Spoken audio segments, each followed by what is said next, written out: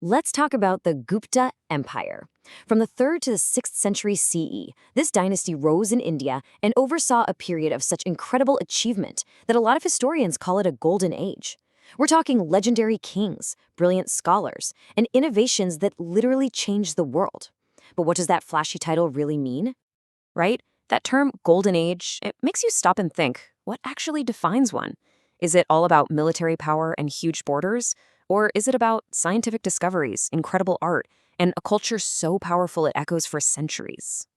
And that's the heart of the debate when it comes to the Guptas. So in this explainer, we're going to dig into both sides of the coin. We'll look at the amazing achievements that earned the period its glowing reputation, but we'll also look at the challenges and the eventual decline that make the story a bit more complicated.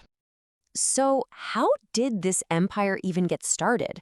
Well, it wasn't some huge dramatic invasion.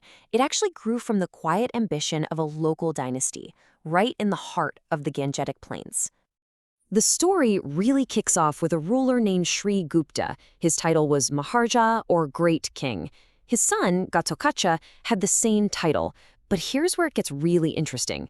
The third ruler, Chandragupta I, he takes on a whole new title, Maharaja Dhiraja, the king of great kings. Now that's not just a fancy new name, that's a massive statement of power, and it was probably sealed with a very smart marriage into the powerful Lichvi clan. Okay, so if Chandragupta I laid the foundation, his son, Samudragupta, was the guy who built the skyscraper. He was the true architect of the empire. We're talking about a military genius, and we know so much about him because of this incredible piece of history, the Allahabad Pillar inscription, which basically lists out all of his conquests for everyone to see. And this quote just gives you a sense of the sheer scale of what he did. I mean, the inscription details one victory after another. He didn't just expand the empire's borders. He created this huge, stable territory that became the perfect environment for the cultural explosion that was about to happen. You could almost call it a Pax Gupta, a Gupta peace that made everything else possible.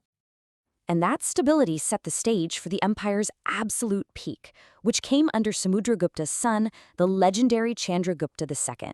He adopted the title Vikramaditya, which means brave as the sun. And honestly, his reign totally lived up to the name. This was the era when all the pieces just fell into place. The empire stretched from one coast to the other. And the court of Chandragupta II was famous for hosting the Navaratna, or the Nine Jewels. Think of it as a supergroup of the greatest minds of the time, including the poet Kalidasa, who's often called the Shakespeare of India. It was just a time of incredible wealth, intellectual fire, and artistic genius.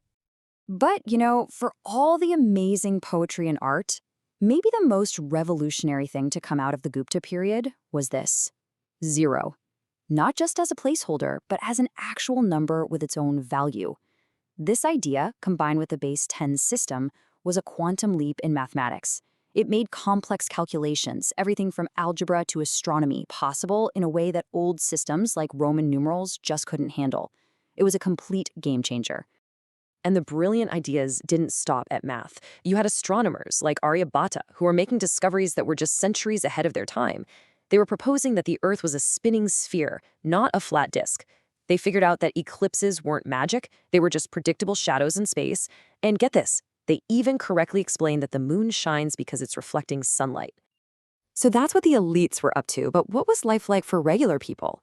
Well, we actually get a fascinating look from a Chinese Buddhist pilgrim named Faxine, who traveled through India at the time. He wrote about a prosperous, happy society with a justice system that was, remarkably chill. He said the government was efficient and humane, choosing to fine criminals instead of using harsh physical punishments. But as these stories often go, no golden age lasts forever. By the middle of the 5th century, the empire, which seemed invincible, started to face a huge new threat from the northwest, and the whole structure began to creak and groan under the pressure. And the difference between the empire at its peak and where it was just a century later is, well, it's stark. The massive, stable empire was shrinking, getting hammered by invaders called the Hunas. The treasury, which once funded all that art and science, was being completely drained by constant warfare. And the central authority that held it all together was just falling apart. The last of the truly great Gupta emperors was a guy named Skandagupta. He's this heroic figure who managed to fight off the first major Hunna invasion, saving the empire from collapsing right then and there. But it was a victory that cost them almost everything. The wars were so expensive that they basically bankrupted the empire, and that was the beginning of the end. You know, it's funny, just like the Allahabad pillar celebrated the empire's rise, another inscription, the Vitari pillar, tells this desperate story of its fight to survive. It talks about a kingdom in chaos, a fight that brought the dynasty right to the edge of total destruction. So while Skandagupta won the battle, the long war had pretty much fatally wounded the empire. Eventually, the Gupta political empire did fade away, breaking up into a bunch of smaller kingdoms. But its influence? That didn't die with its borders.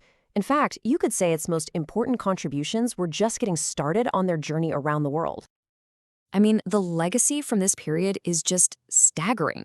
You've got the decimal system and zero, which is the foundation of modern math. In metallurgy, the iron pillar of Delhi, which has somehow resisted rust for over 1,600 years. The timeless literature of Kalidasa, the beautiful Gupta sculptures, key medical texts on surgery, and even the invention of chaturanga, the game that would evolve into the chess we play today. Let's just make this really personal for a second. The way you count, the numbers on your phone screen, the entire mathematical foundation of our modern world, it all has a direct line back to the minds of Gupta India. That's a legacy with some serious staying power. Which brings us right back to our big question. The Gupta political state, it lasted for about 300 years, but its ideas, its culture, its science, those have shaped the world for over 1,500 years. So if the true measure of an empire isn't just how long its borders last, but how long its ideas last, what does that tell us about the Gupta Golden Age? If you want to dive deeper into this incredible history, definitely check out our South Asian history playlist. And hey, if you enjoyed this explainer, make sure to subscribe to Notebook Summaries for more. Thanks for watching.